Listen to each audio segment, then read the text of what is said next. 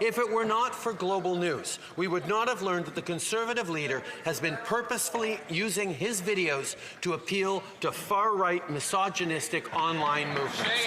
These are anti-women movements, and they have had devastating real-life consequences. Mr. Speaker, I call on the Conservative leader to stand in this House, take responsibility, and apologize.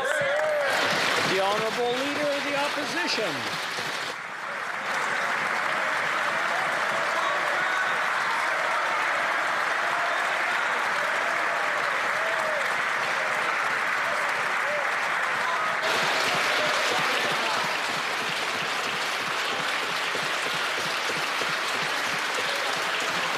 Order.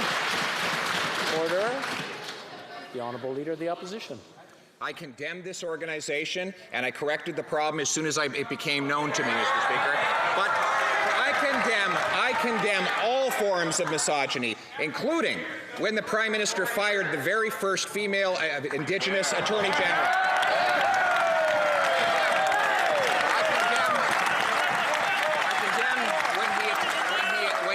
Mistreated minority young women in his own caucus who had to leave politics, and I condemn him for when he dressed up in racist costumes so many times he forgot them all. We condemn it always, Mr. Speaker.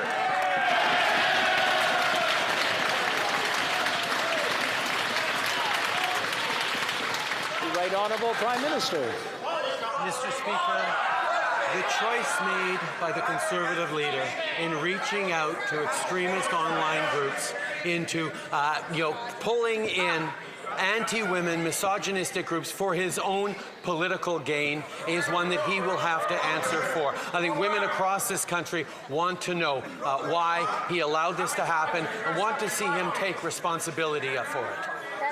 The Honourable Leader of the Opposition.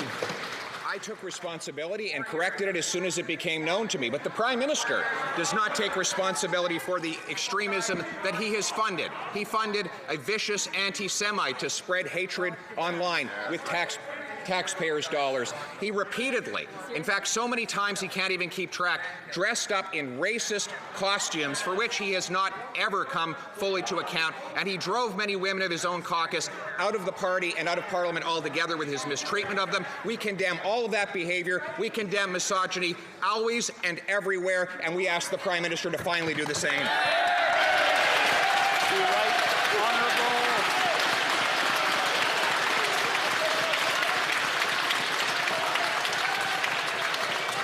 Right Honourable Prime Minister.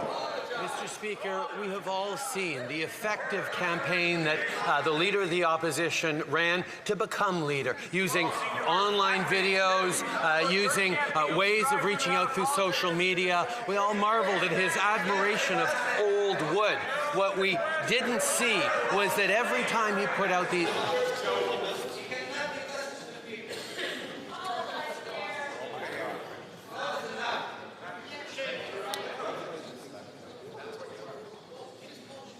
Are we done? Prime Minister, from the top, please.